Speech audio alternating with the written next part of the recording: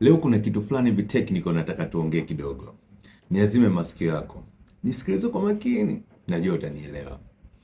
Tangu hii military operation ya Urusi kuanza Februari 2022, Mrusi amekuwa akitumia combination ya missiles na drones kuishambulia Ukraine. Ila mara nyingi sana mnanisikiaga nikisema kwamba Mrusi kawashambulia Ukraine kwa kutumia drones. Ni mara nyingi sana Mrusi anatumia drones kuliko ambavyo anatumia missiles. Kwa nini drones? Kesho tarehe 5 Februari nitakuja na hiyo topic. Ni mara chache sana Mrusi anatumia missiles, na kitumia just a handful of them. Anatumia missiles chache sana. Utasikia Ukraine wameshambuliwa na drones 700 na missiles 20. Siku nyingine tena utasikia nasema Ukraine wameshambuliwa na drones 390 na missiles 8. Kwa nini missiles zinatumika kwa uchache? Aya, nisikilize mimi sasa hapa. Leo nitakupitisha kwenye mambo makubwa mawili. La kwanza, aina ya missiles ambazo Mrusi anazitumia kuwashambulia wa Ukraine kule kwenye battlefield tangu hii military operation ianze. Mimi hichi kinachoendelea between the Russians and the Ukrainians naita military operation, ila kuna wengine wanaita Russian invasion. I suppose tuna mitazamo tofauti. Na jambo la pili nitakalopita nalo ni kwa nini missiles? Kwa nini Mrusi anatumia missiles chache? Kuna hayo mambo mawili. Aina za missiles ambazo Mrusi anazitumia kuwashambulia Ukraine, hilo jambo la kwanza, na jambo la pili, kwa nini anatumia missiles kwa uchache?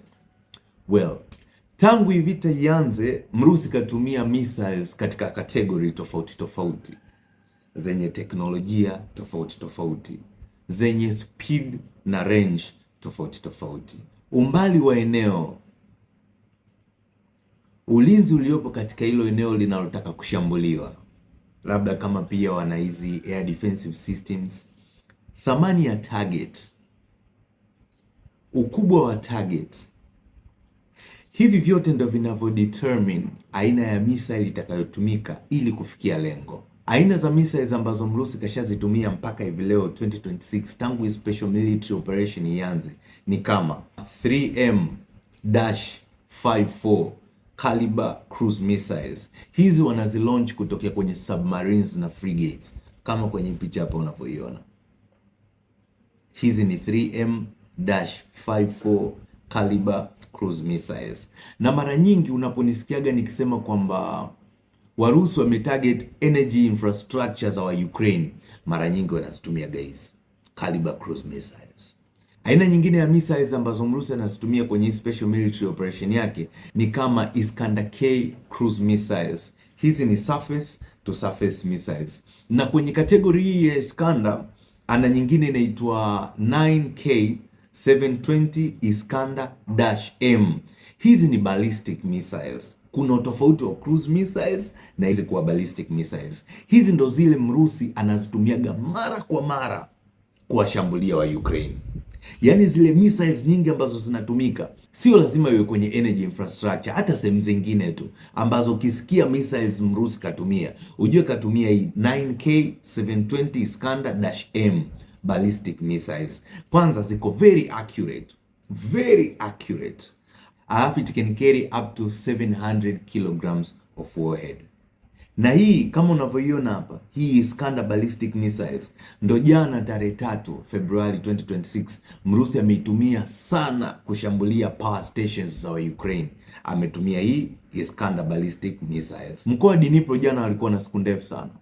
Imagine bomu moja ile la Iskander linatosha kuharibu miundombinu ya eneo fulani ambalo ni kubwa. Sasa Mrusi jana katumia hizi Iskander 18 kuishambulia hiyo power station moja iliyopo Dnipro. Sio poa. I suppose kulikuwa na kitu kingine, sio hiyo power station peke yake. Na Iskander huwa sikosei, ziko accurate mbaya mbovu. Hebu nachiki video hapa. Hii power station baada ya kushambuliwa na Iskander siku ya jana tarehe 3 Februari 2026. Iangalie video.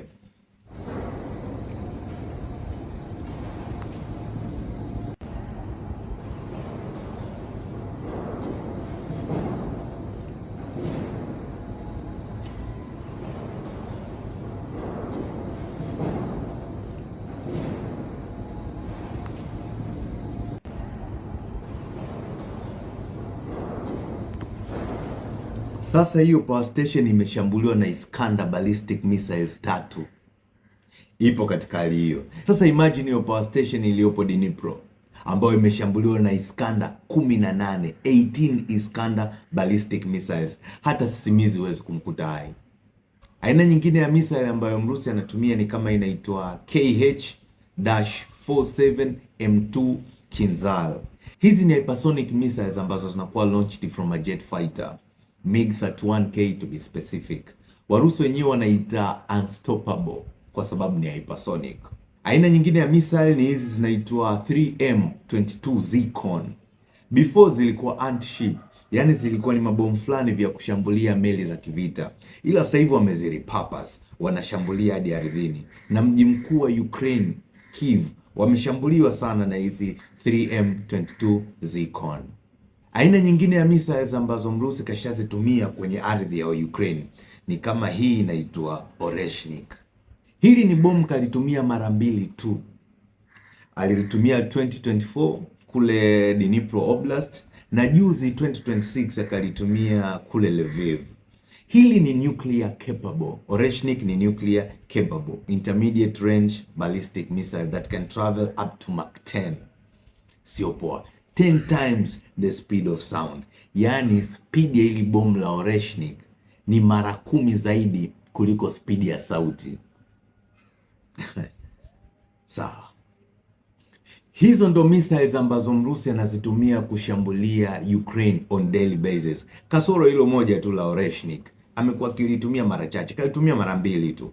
Na kuna mabomu mengine mawili ambayo Mrusi kayatumia kwa uchache sana, ndio maana hata sijaweka kwenye hiyo list. Mfano Tochka-U. Hii ni la Soviet technology, kwa hiyo liko less accurate. Na hili lingine linaitwa KN-23. Hili ni la North Korea, ni teknolojia ya North Korea kwa kina bwana Kim Jong Un. Zimetumika sana kushambulia haya mabomu ya KN-23. Yametumika sana kushambulia Kiev, capital city of Ukraine, na Kharkiv, the second largest city in Ukraine. Mwanzo nilianza kwa kusema kwamba nitapita kwenye mambo mawili. La kwanza, aina ya missiles ambazo Mrusi amekuwa akizitumia kushambulia Ukraine. Na jambo la pili nikasema nitaelezea kwa nini anatumia missiles kwa uchache. Hilo la kwanza nishalielezea. Kwenye hili la kwa nini missiles anatumia kwa uchache, well, sababu za kutumia missiles kwa uchache ni gharama. Sio kitu kingine, ni gharama. Na kutumia hizi advanced weapons, maana yake gharama inazidi kuwa kubwa. Kwa hiyo hizi missiles zinatumika strategic, target ikiwa high value and needs precision, then missiles is your only option. Call me Captain Duper, call me dollars. It is what it is.